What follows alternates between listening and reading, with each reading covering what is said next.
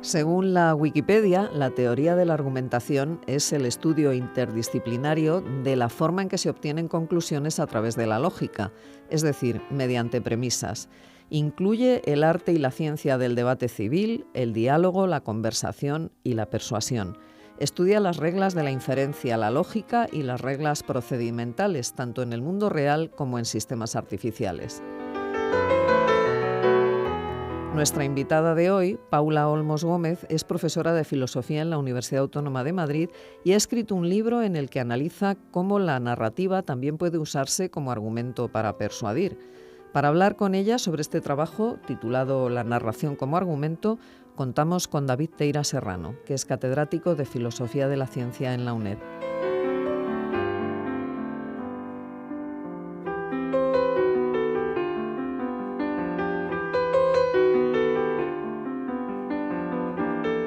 Saludamos a nuestros oyentes una vez más para hablar de filosofía, hoy con nuestra colega Paula Olmos, profesora de la Universidad Autónoma de Madrid. Hola, Paula. Hola, David. Muchísimas gracias por esta invitación y gracias a ti y a la Radio UNED. Me gusta que nuestros invitados sean tan agradecidos, pero todavía no hay de qué agradecer porque no hemos empezado a hablar. Bueno. Paula es una especialista en teoría de la argumentación, ha sido, además de profesora en la Autónoma, también fue investigadora en la Carlos III y en la UNED. Es parte de la comunidad de teóricos de la argumentación que hemos tenido aquí alguna vez en el estudio, y acaba de publicar en inglés, en Springer, La narración como argumento, Narration as Argument, en el que trata de poner en discusión a una comunidad antes dispersa de estudiosos que se plantean hasta qué punto se puede utilizar narrativas como argumentos para persuadirnos de algo. Y en estos tiempos en los que todo es relato y la lucha por el relato nos devora, yo creo que hacía falta que discutiéramos de esto. Bueno, pues muchas gracias. Y la primera pregunta, entonces, ¿cómo se llega desde la teoría de la argumentación a la narrativa? ¿Qué tiene que ver argumentar con narrar? Bueno, yo creo que para todos es obvio y no es algo que tengamos que decir los filósofos que las comunidades humanas siempre han utilizado historias, narraciones con múltiples objetivos discursivos, entre ellos los propios de la argumentación, aquellos que atribuimos a los actos de argumentar, como son persuadir de la conveniencia o corrección de acciones o persuadir de la corrección de algún tipo de interpretación o descripción del mundo. Basta con pensar en que todas las comunidades humanas que conocemos pues tienen sus fábulas, sus parábolas, sus relatos y por lo tanto no creo que sea difícil convencer a nadie de que las narraciones pueden funcionar como vehículos para dar razones, que eso es lo que define, digamos, a los actos de argumentar. Otra cosa es por qué, digamos, la teoría de la argumentación ha tardado tanto en empezar a reconocer esto. Y ¿no? esto te lo tengo que preguntar, el Sí. por qué, pero antes, para que nuestros oyentes no se extravíen, un argumento, diríamos, de los que se encuentran en primer curso de filosofía es cuando planteamos una serie de premisas y de las premisas sacamos unas conclusiones. Uno solito, ¿no? Diríamos, razonando a partir de ahí. Este es el modo más básico de argumentación. Pero en teoría de la argumentación, Sí. diríamos, habéis considerado muchos más argumentos que estos. Ha sido a base de considerar otras formas de argumentación más complejas como habéis llegado a la narración. ¿Por qué? Bien, el asunto es que en teoría de la argumentación, entre otras cosas, nos hemos dado cuenta de que seguir hablando de argumentos en un sentido tan abstracto como una serie de, pues un grupo de proposiciones de las cuales la última se sigue de las otras, puede valer para hablar de determinadas prácticas humanas, pero de la mayoría de las prácticas en las que nos damos razones, eso no va a funcionar. Eso no va a funcionar porque casi ninguna de nuestras conclusiones se sigue de nuestras premisas, sino que utilizamos, digamos, relaciones mucho más sustantivas entre los contenidos para dar cuenta y razón de nuestras posiciones, de nuestras creencias y de nuestros objetivos. En ese sentido, lo primero que hacemos los teóricos de la argumentación es no definir así los argumentos, sino que partimos de las acciones de argumentar, y la acción de argumentar es la acción de presentar algo como una razón para otra cosa. Y eso viene en muchísimas más variedades, ¿Y por qué? digamos, ¿Y por qué con sí. relaciones entre esa cosa que damos como razón y esa cosa que damos para aquello, para lo que es razón, mucho más sustantivas y mucho más ricas, ¿no? Relaciones formales. ¿Y por qué entre estas prácticas argumentativas, entre estas formas de convencernos los unos a los otros, por qué habéis tardado en fijaros en las narraciones?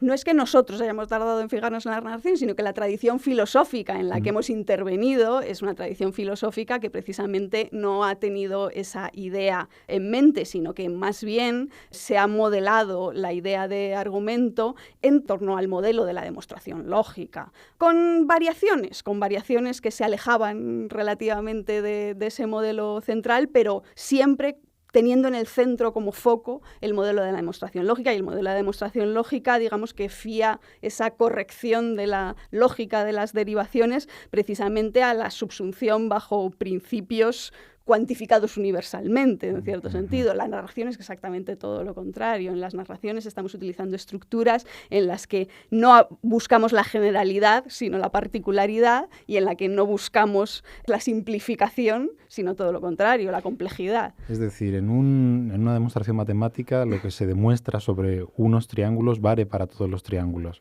Sin embargo, en las narraciones no está claro cómo podamos persuadirnos, cómo sabemos si nos hablan a nosotros. ¿Qué es exactamente lo que hace de la narración aquí un argumento? ¿En qué sentido es persuasiva?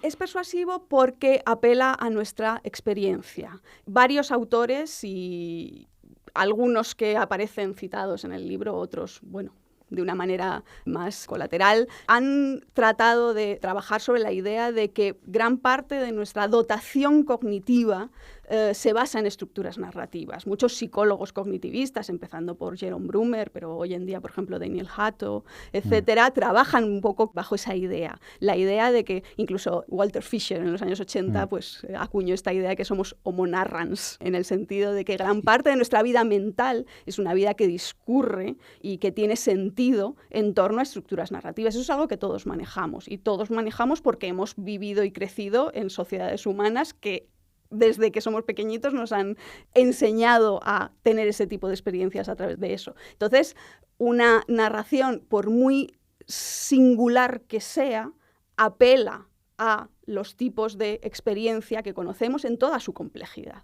Y así como decimos que hay buenos argumentos y malos argumentos, ¿habría buenas narraciones y malas narraciones para persuadir? Por supuesto que sí, lo que pasa es que efectivamente la cosa se complica. La cosa se complica y evidentemente no tenemos una teoría tan acabada como pueda ser la de los moldes clásicos con los que se han tratado la argumentación. Pero entre otras cosas porque esos moldes clásicos con los que se trataba la argumentación eran muy monológicos en cierto sentido, y se trataba de tener unos criterios para convalidar o invalidar argumentos extraídos de su práctica tal y como están, mientras que cuando ya nos metemos en el mundo que queremos modelar desde la teoría de la argumentación, incluyendo las narraciones, estamos tratando de dar cuenta de una actividad en la que participan varias personas y en las que unos se corrigen a otros y unos se contestan a otros, con lo cual hay muchos más elementos que tener en cuenta. En el libro tenéis unos capítulos muy curiosos dedicados a la guerra. Y cómo, diríamos, la batalla por el relato se vuelve parte realmente de guerras en su sentido más clásico. ¿Cómo funcionan las narraciones como argumentos en este contexto bélico? Vale. No ha sido buscado. No ha sido buscado y ha sido, digamos, una de las sorpresas que yo me llevé cuando fui reuniendo a los autores que quería que colaborasen en este libro, y varios de ellos me vinieron con ejemplos y análisis de casos que tenían que ver con contextos de guerra. Evidentemente, en un contexto de guerra lo que se da es, se dice esa frase, ¿no? La batalla por el relato. Y cuando se habla de batalla por el relato, quiere decir que estamos en un contexto en el que hay un enfrentamiento, hay oposición y hay necesidad, digamos, de conseguir que ese enfrentamiento tenga una serie de resultados, algunos de los cuales se consiguen por medios discursivos. Ponme un ejemplo. ¿Cómo se gana la batalla por el relato en guerras como las que discutís en el libro? Bien, pues insistiendo mucho, entre otras cosas, y dominando los medios por los que se difunde el relato, evidentemente, pero también dándole verosimilitud al relato. Tiene que ver con relacionarlo con otras cosas, aportar, digamos, datos que lo apoyen. Efectivamente, hay un elemento aquí en lo de la batalla por el relato, y es que le acabamos de dar la vuelta al asunto, aunque parecía que no. Hasta ahora estábamos hablando de narraciones que nos llevaban a otro tipo de conclusiones, y aquí es más bien utilizar elementos que nos lleven a soportar la narración como una conclusión. El relato vencedor sería, digamos, aquel al que hemos llegado como conclusión. Bueno, si somos capaces de aportar razones de por qué nuestro relato es el más coherente, efectivamente tendremos parte de la batalla ganada. Pero dices que, por ejemplo, ganamos la batalla por el relato, es decir, somos capaces de persuadir utilizando relatos para que convencer a los ganadores de que son los ganadores y a los perdedores de que son los perdedores, a base de embellecer el relato, darle características que le hagan aparecer como verdadero y repetirlo mucho. También. Pero esto no es lo que tradicionalmente entendíamos por un argumento, porque a los filósofos lo que nos gustaba de los argumentos clásicos de las demostraciones es que no hacía falta que te insistieran mucho con él. Te dejaban solo con él, te ponías con papel y lápiz, le dabas vueltas, buscabas contraejemplos y al final no te quedaba más remedio que convencerte. Pero las narraciones no funcionan así.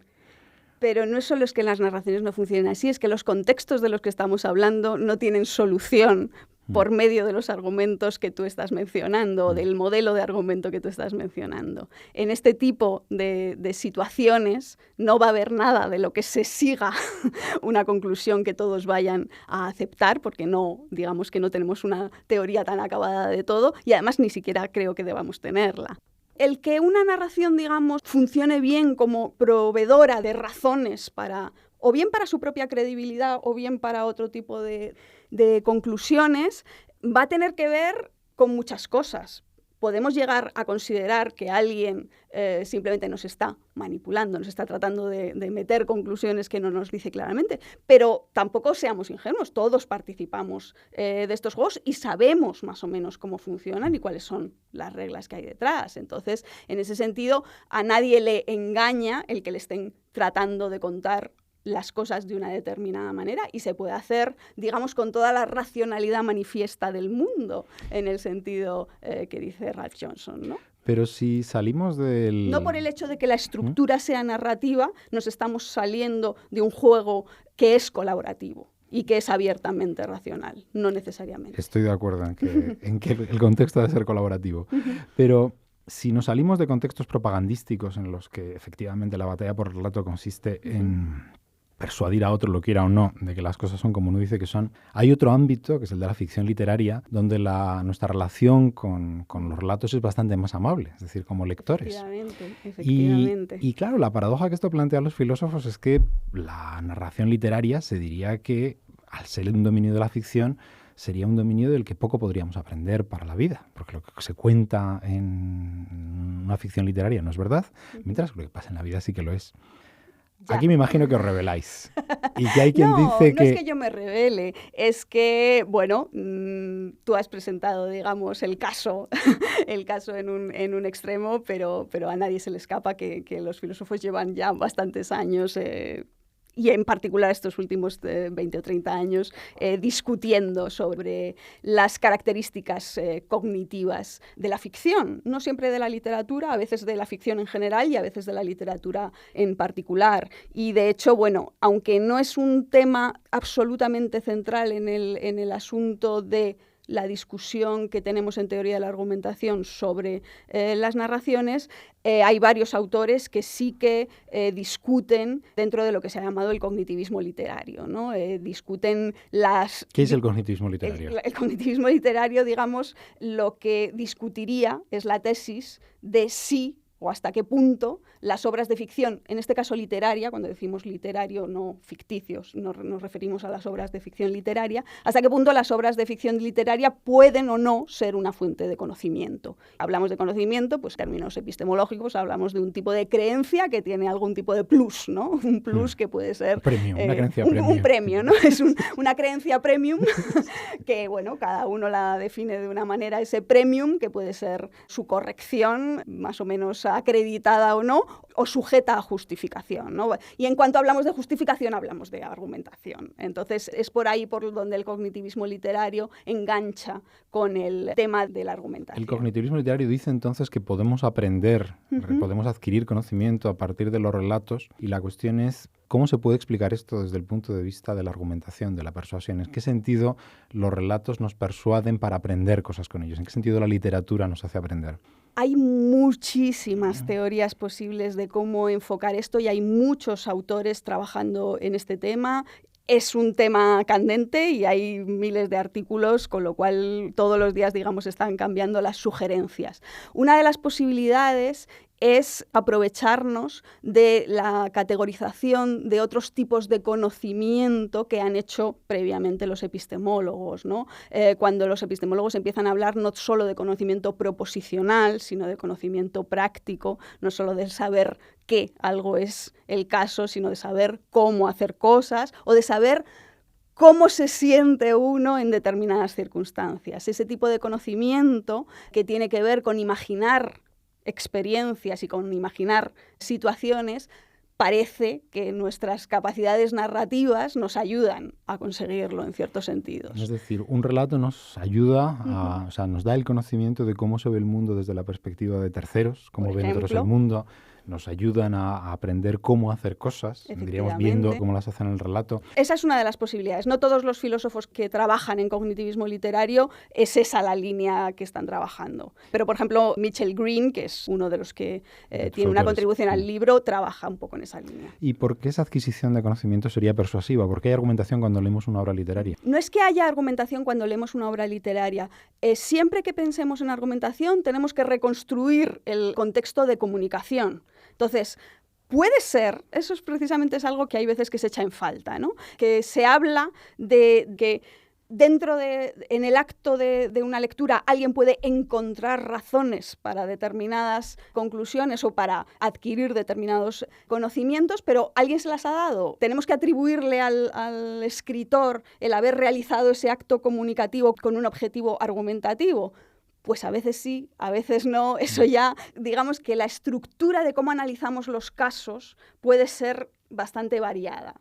Cuando leemos algo podemos adoptar distintas actitudes, evidentemente, y podemos adoptar una actitud en absoluto abierta a encontrar razones para nada, pero podemos adoptar otras. Lo importante es la colaboración. La colaboración, efectivamente. Pero vamos, muchos de estos autores que estoy mencionando y que son filósofos, ahí estarían pues Mitchell Green, pero también estarían Gregory Carey, Noel Carroll, Jukka Mikkonen o Jacques Bouverés, por ejemplo, que ha trabajado estos temas.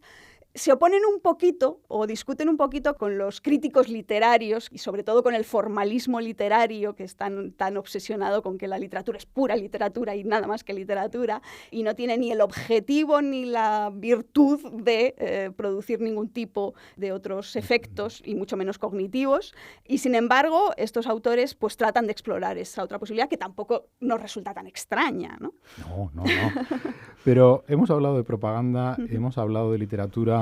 En tu propia contribución hablas también de ciencia y, diríamos, presentas la tesis que quizá a algunos de nuestros oyentes sorprenda, de que en ciencia también hay relato y que para encontrar estos relatos persuasivos hemos de fijarnos en los experimentos mentales. Los experimentos mentales serían justamente una forma de narración científica que contribuiría a la persuasión. Entonces, ¿qué es esto de un experimento mental y qué tipo de argumento nos proporciona? Bueno, yo en primer lugar a los experimentos mentales les cambiaría el nombre y los llamaría experimentos imaginados, imaginarios, pero contados a alguien, porque si son mentales y se quedan en la mente... Experimentos relatados. Efectivamente, serían más bien relatados, imaginarios, efectivamente. A lo que se opone experimento mental es a experimento material, llevado a cabo en un laboratorio con la realidad física manipulada. Nuestra ciencia es una ciencia que se entiende a sí misma como experimental y lo que pasa es que no siempre podemos hacer los experimentos que diseñamos o que podemos pensar. A veces no son posibles, a veces no tenemos la capacidad tecnológica para hacerlo y a veces nos parece mal. Son experimentos que pueden tener objeciones éticas y aunque sabemos que ha habido momentos en la historia en que experimentos que más valdría que hubieran sido imaginarios pues se han llevado a cabo porque se han dado esas circunstancias. En fin, ¿qué es lo que pasa con los experimentos contados o relatados en la ciencia? En primer lugar, no es la primera vez que se habla de los experimentos como de algo que tiene que ver con las narraciones, de los experimentos materiales incluso. Ha habido varios autores que han trabajado la idea de que la práctica científica de hacer experimentos luego solo cobra sentido en el discurso científico colaborativo y en la controversia científica cuando se traduce, y se traduce siempre con una estructura narrativa. Con lo cual no estamos tan alejados de la ciencia normal, la ciencia no imaginada o la ciencia que trabaja con prácticas experimentales materiales. Cuando hacemos un experimento imaginario, normalmente, y eso es algo que se hace, o sea, que se rastrean ejemplos en la historia de la ciencia, en Galileo, en Einstein, realmente aparecen cuando los científicos están discutiendo sus teorías y están defendiendo sus teorías, y por lo tanto aparecen en contextos de justificación en los que esos experimentos imaginarios se traen como razones a favor de determinadas teorías. Eso no es demasiado difícil de imaginar. Pero también hay otra discusión y que viene, digamos, a contestar a tu pregunta de qué tipo de argumentos son, ¿no? Porque algunos filósofos han dicho, bueno, pero ¿y hasta qué punto ese tipo de experimentos imaginarios aportan lo que llamamos evidencias empíricas, que se supone que es aquello en lo que se basa la ciencia? Y ahí mi respuesta es bastante matizada y bastante gradual, en la medida en la que, bueno, muchos experimentos imaginarios en el contexto científico se basan en nuestra experiencia empírica y son prácticamente, digamos, responden todo aquello narrado a nuestras expectativas propias de nuestras mejores teorías científicas, excepto en un detalle, a lo mejor en un resultado, en un desenlace.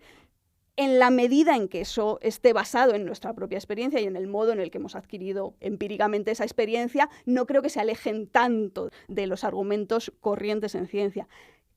En tanto que se alejen de todo eso y sea, digamos, imaginación desbocada, empezaremos a perder elementos de conexión con el mundo experiencial, evidentemente. Recapitulemos. O sea, los experimentos mentales serían experimentos que aparecen en forma de relato en los discursos de los científicos, como Leo Einstein, cuando nos piden que nos imaginemos qué ocurriría en cierta situación. La paradoja que esto plantea para, diríamos, nuestra concepción ordinaria de la ciencia es que la ciencia ha de basarse en evidencia empírica y estos son experimentos mentales. Hay quien dice aquí que precisamente si somos empiristas no tendremos que aceptar los experimentos mentales, serían algo así como una anécdota. Frente a quienes dicen que los experimentos mentales son solo anécdotas, tú defiendes que no, que están prácticamente en igualdad de condiciones con los experimentos convencionales, siempre que se den ciertas condiciones que tienen que ver con ser experimentos mentales que no se alejen demasiado de la realidad. Algo así. Lo que quiero decir, por ejemplo, la filósofa Tamar Gendler ha advertido, digamos, precisamente contra un determinado uso de los ejemplos exagerados y de los experimentos mentales muy alejados de nuestra experiencia, cosa que se da mucho en filosofía, casi más que en la ciencia o en psicología, precisamente diciendo que cuando nos alejamos demasiado de nuestra experiencia normal, apelar a qué conclusión sacamos a partir de un determinado escenario o qué intuiciones tenemos a partir de un determinado escenario empieza a no funcionar. Empieza a no funcionar porque todo nuestro sistema para tener intuiciones se ha formado teniendo experiencias en el mundo real, con lo cual se aleja demasiado. Yo creo que los experimentos imaginados o mentales que utilizan los científicos no suelen ser tan alejados de la experiencia, o si lo son en la misma medida en la que su propia ciencia está en ese punto bastante alejada de la experiencia, porque a veces la física teórica habla de cosas de las que hablar de experiencia es difícil, pero bueno, ellos han llegado a tener la tecnología suficiente como para hablar en esos términos. Y sí, creo que en la medida en que no se alejen demasiado de aquello que se está discutiendo con otros elementos, algunos de ellos materiales, otros teóricos y otros imaginados, pueden servir y de hecho han servido en la historia de la ciencia. Vemos entonces relatos en la propaganda, vemos relatos persuasivos en la narración literaria y también en la ciencia. ¿Hay algo de lo que no podamos persuadir con una narración? Es decir, ¿la narración tiene algún límite cuando se trata de darle uso para convencer a alguien de algo? Yo no sé si la narración tiene un límite o resulta que los seres humanos como tales nos hemos planteado determinadas actividades que tienen una manera de enfocarse en las que no cabe, digamos, la narración. Entonces, efectivamente, un poco volvemos al principio. Aunque la teoría de la argumentación haya tratado de alejarse de los modelos de demostración lógica para hablar de argumentación en general, qué duda cabe que hay prácticas de los seres humanos y prácticas de las comunidades humanas que conocemos, que han utilizado esos modelos lógicos de derivación para hablar de determinados objetos. Y eso ha sido fructífero en determinados ámbitos. Y hemos construido matemáticas, y hemos construido una física matemática y muchas de esas cosas. Ahí, de repente, hemos conseguido construir un ámbito en el que nos alejamos de las características propias de lo que es narrativo, nos alejamos de lo que es particular y de lo que es complejo. Pero lo que no vamos a tener es una manera de saber de antemano en qué ámbitos eso nos va a resultar fructífero. O sea, lo que nos estás diciendo, si lo entiendo bien, es que sabemos dónde la narración no funciona porque funcionan mejor otras cosas, pero no sabemos a priori si en algunos ámbitos la narración va a ser mejor que la demostración para convencernos de algo. En un ámbito en el que todavía no hayamos entrado, digamos, o que queramos modificar, digamos. ¿Se te ocurre algún ejemplo utópico de esto? No es que se me ocurra algún ejemplo utópico. Si estudiamos la historia de la ciencia, nos iremos dando cuenta de que esos ámbitos en los que funcionan modelos no narrativos muy restringidos, ha habido momentos en su propio desarrollo histórico en los que de repente se han historizado o se han dejado de historizar. La propia física ha tenido momentos de historización, digamos. Y eso quiere decir que las estructuras narrativas, en tanto que forman parte muy básica de nuestras capacidades cognitivas, van a estar surgiendo, incluso cuando a veces las acallamos. Pues esperemos entonces que sigan surgiendo, que la narración nos persuada de muchas cosas y que nuestros oyentes se lean Narration as Argument en Springer, editado por Paula Olmos. Muchísimas gracias, Paula, por estar aquí con nosotros. Muchísimas gracias, David, y hasta la próxima.